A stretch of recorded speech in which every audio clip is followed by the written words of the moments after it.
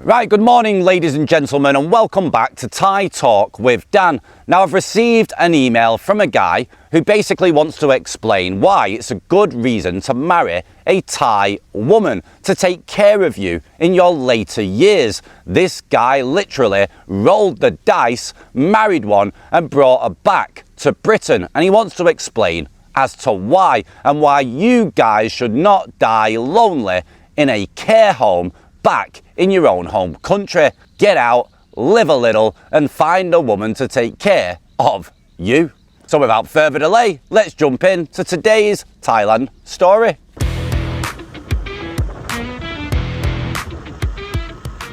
Hi Dan, I have contacted you previously about my marriage to a Thai lady, so I'll briefly summarise the main points. We've been married for about 20 years. We get on well together, but neither of us have ever mentioned the word love. Instead, I believe we have a practical arrangement which suits us both. Now, I was divorced at 50 years of age. I was too old to find a decent partner in the West, and I didn't want to spend the rest of my life alone watching TV and eating microwave dinners. So, I offered a Thai girl I liked the chance to come and live with me in Britain. Now, prior to living together and getting married, we agreed the monthly allowance that I would give her for herself and for her to support her family. I guess many people will say that I am a simp, but I could easily afford the money, and my wife's company have made me feel much younger and made the last 20 years much more enjoyable than if I had spent them living alone. Now, coming to Britain also gave my wife opportunities she could not have had in Thailand. She works in a care home, although she only earns the minimum wage of just over £12 an hour. Now, by doing 4 12-hour shifts a week, she is earning the equivalent of almost 90,000 baht per month. I imagine that's about what a doctor or lawyer in Thailand earns.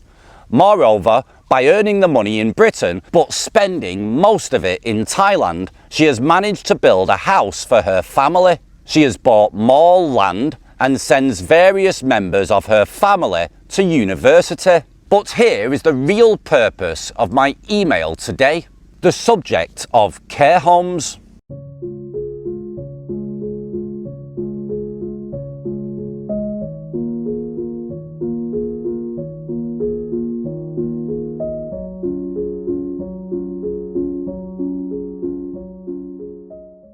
Now, the average life expectancy in the West is about 80 to 82 years. When you go to Thailand in your 50s or 60s, you're still hopefully interested in Thai ladies for the large amount of posh and becks on offer.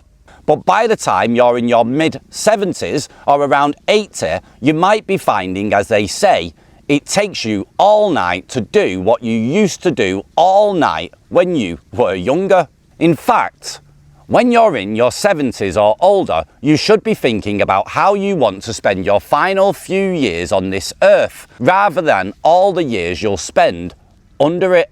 In Britain, there are around 300,000 over 65s living their last years in a care home. The average stay in a care home is about 2 years. If you have less than about £24,000 in assets, including your home, the government pays for your care. But if you have more than this, you'll probably end up paying around £50,000 per year. Now, I can assure you, from the stories I hear from my Thai wife, that you really do not want to end your life in a care home. Many of your fellow residents will have dementia and be as mad as March hares. Some will be doubly incontinent. Some will spend their days babbling incoherently. And there will be many other unpleasantries, which I won't mention in polite company. Moreover, the food will be terrible, and there will be no alcohol, so no beer, no evening G&Ts, no wine with your dinner, no nice whiskey nightcaps for you. On the other hand, if you're living alone and you're in your 70s or older, you could avoid a care home by finding a nice Thai woman aged late 40s or early 50s,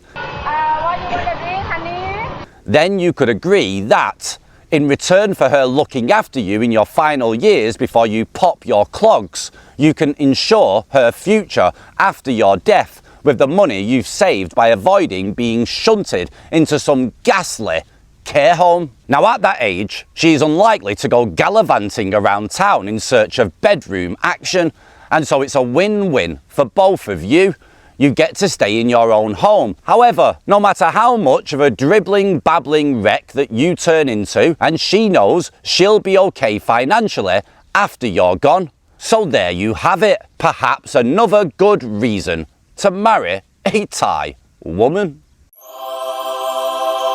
Right, thanks very much for sending in your email, and this guy does have a good point. He literally did roll the dice. He married a Thai woman, brought her back to Britain, and he's done it for one sole purpose. Love is not on the cards, but he's got someone to take care of him rather than him being stuffed in a care home and dying within 2 years, miserable and alone. My sister used to work in a care home. My grandmother was in a care home for a little while, so I have experienced it myself, and nobody looks happy. It's a very miserable place to be, and I couldn't imagine being in a care home 24 hours per day.